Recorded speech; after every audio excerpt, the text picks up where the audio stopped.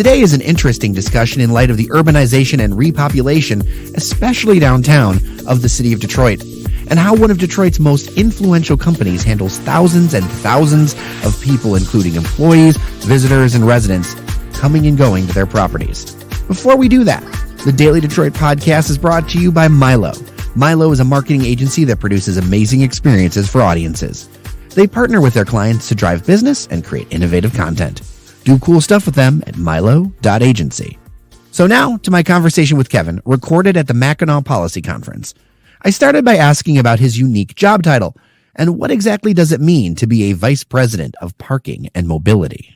So I think fundamentally what it means is that my team and I are tasked with managing Bedrock's parking asset portfolio along with our transportation network downtown. And I would say most importantly, both today and in the future, is trying to help create better mobility and transit programs that allow not just our team members, but our tenants and other guests and visitors to the city to get around. There are some unique challenges that Bedrock faces with all of their companies. You have a lot of employees that all need to get to work. And so there have been a lot of initiatives that you all have rolled out in recent times. Like there's the stuff with May Mobility. There's this, we covered it a bit on the podcast before about Scoop, the ride sharing service. What brought you and the ride sharing service together to make that thing happen? So, look, Detroit is obviously fantastic, and everything by design over generations was built around the automobile.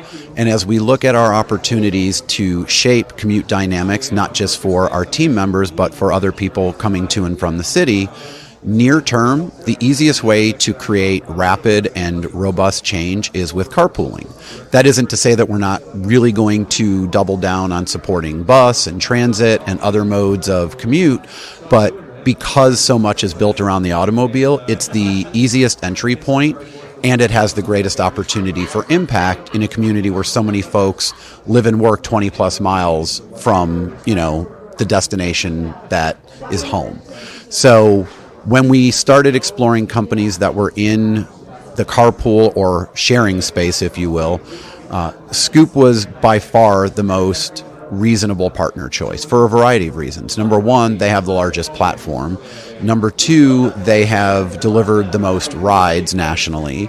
Number three, they're the only one in this space that takes the time to do a motor vehicle background check for people that volunteer to drive as part of the program.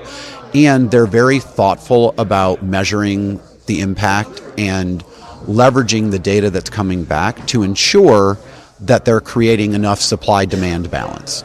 I kind of want to talk a little bit about the theory of the case, because as you mentioned, Metro Detroit has been completely car-focused for so long. And yet, Bedrock, Quicken, all those companies are kind of on the forefront of pushing for things like ride sharing, things like autonomous vehicles, things like transit. I mean, you all were active in the last transit push. What's the theory of the case around a business being pro-transit? I think there's several layers to our thought process and approach. So I'll start with the most basic, which is simple supply and demand. The amount of demand that exists for people who want and need parking if they're coming downtown far outstrips the available supply. So you can manage that by buying and building more parking, which frankly is not the highest and best use for land in an urban environment, and that's not something we want to continue doing where it's unnecessary.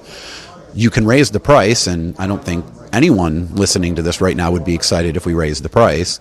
And so we decided that it made the most sense to come at the problem a different way. And for us, that's by creating more opportunities that really allow individuals to choose their transit or commute mobility, I'll call it value scale. So everyone can decide on any given day is driving the best solution or perhaps taking the bus or carpooling. And by creating programs and awareness and options, that was the starting point. Longer term, when you look at not just other cities in the United States, but internationally, the healthiest urban environments are not built around the auto, they're built around the pedestrian.